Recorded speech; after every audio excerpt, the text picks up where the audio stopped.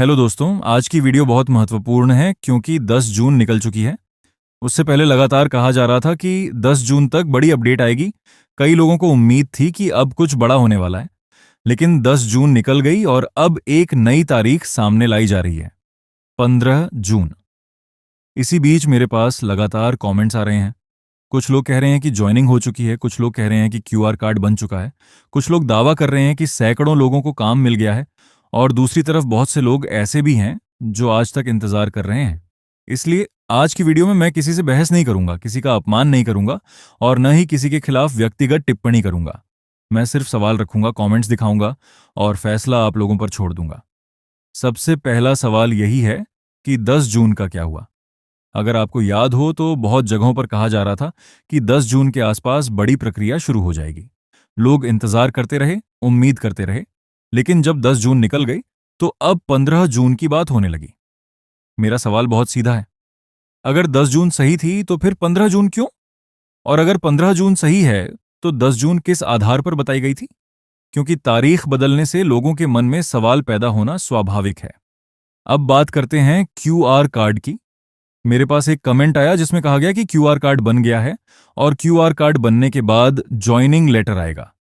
दोस्तों, मैं अपना अनुभव बता रहा हूं, मेरे पास भी क्यूआर कार्ड था, लेकिन क्यूआर कार्ड होना और नौकरी मिल जाना दोनों अलग अलग बातें हैं। आज के समय में किसी भी संस्था का पहचान पत्र बन सकता है, क्यूआर कोड बन सकता है, कार्ड बन सकता है, लेकिन असली सवाल यह है कि क्या उस कार्ड के आधार पर किसी को नियमित काम मिला?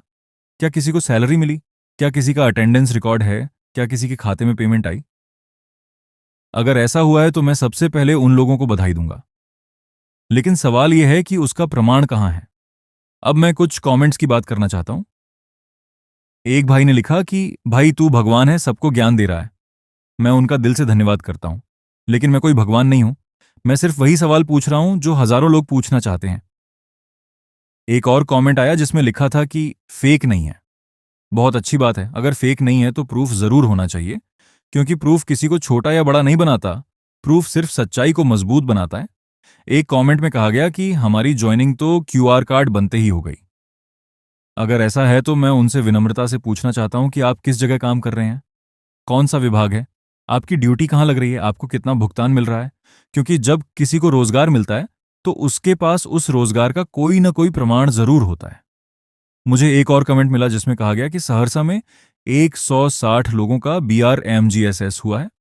अगर सच में 160 लोगों को काम मिला है तो ये बहुत अच्छी बात है। मैं उन सभी लोगों को बधाई दूंगा, लेकिन फिर वही सवाल सामने आता है, 160 लोगों में से क्या एक भी व्यक्ति ऐसा नहीं है जो अपना ज्वाइनिंग प्रूफ दिखा सके? क्या एक भी सैलरी स्लिप सामने नहीं आ सकती? क्या एक भी वर्किंग फोटो या ड्यूटी वीडियो नहीं दिखाई जा सकती? मैं बार बार यही कहता हूं कि मैं किसी की बात को गलत साबित करने नहीं निकला हूं, मैं सिर्फ प्रमाण मांग रहा हूं, क्योंकि हजारों लोग ऐसे हैं जिन्होंने समय दिया, उम्मीद लगाई और कुछ लोगों ने पैसे भी खर्च किए।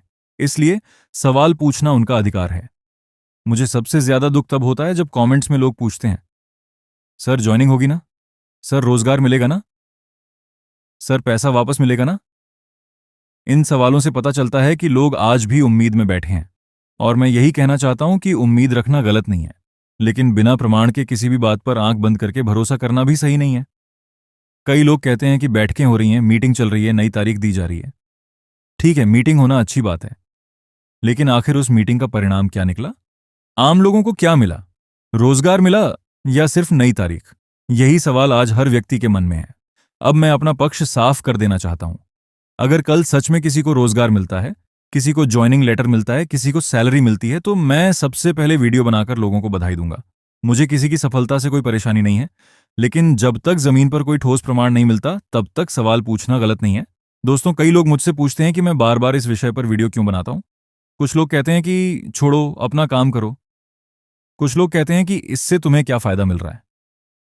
तो मैं उन सभी लोगों को एक बात कहना चाहता हूं, मैं ये वीडियो किसी से दुश्मनी निकालने के लिए नहीं बनाता, नहीं मुझे किसी व्यक्ति विशेष से कोई परेशानी है।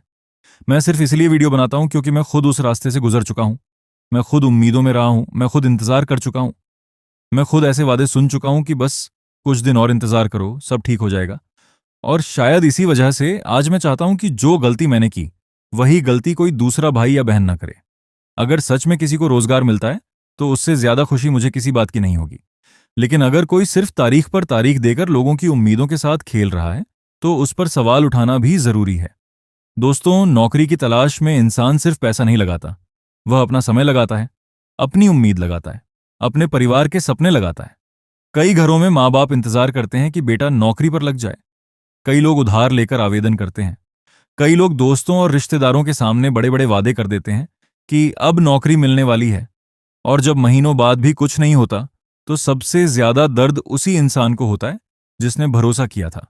शायद इसी वजह से मैं आज भी वीडियो बना रहा हूं, क्योंकि मैं नहीं चाहता कि कोई व्यक्ति सिर्फ अफवाहों के भरोसे अपने भविष्य का फैसला करे।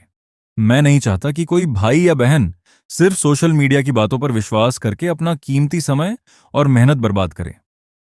मैं हमेशा एक ही बात कहता हूं, अगर काम मिला है तो मैं सबसे पहले बधाई दूंगा। अगर रोजगार मिला है तो मैं सबसे पहले खुश होऊंगा। लेकिन अगर रोजगार नहीं मिला है, तो सवाल पूछना भी हमारा अधिकार है। और मैं तब तक सवाल पूछता रहूंगा जब तक लोगों को स्पष्ट जवाब नहीं मिल जाता। फिर एंडिंग में यह जोड़ो, आज की वीडियो देखने वाले हर भाई और बहन से मेरी एक छोटी सी गुजारिश है। मेरी बात पर भी आंख बंद करके भरोसा मत करना, किसी और की बात पर भी आंख बंद करके भरोसा मत करना, सिर्फ सबूत पर भरोसा करना। क्योंकि तारीखें बदल सकती हैं, वादे बदल सकते हैं, बयान बदल सकते हैं, लेकिन सच कभी नहीं बदलता, और हम सबको उसी सच का इंतजार है। आज की वीडियो का मकसद किसी को नीचा दिखाना नहीं है। मकसद सिर्फ इतना है कि जो लोग उम्मीद लगाए बैठे हैं, उन्हें सच्ची और संतुलित जानकारी मिलती रहे। अब फैसला मैं नहीं करूंगा, फैसला आप करेंगे। कमेंट में जरूर बताइए, क्या 15 जून वाली बात सही है?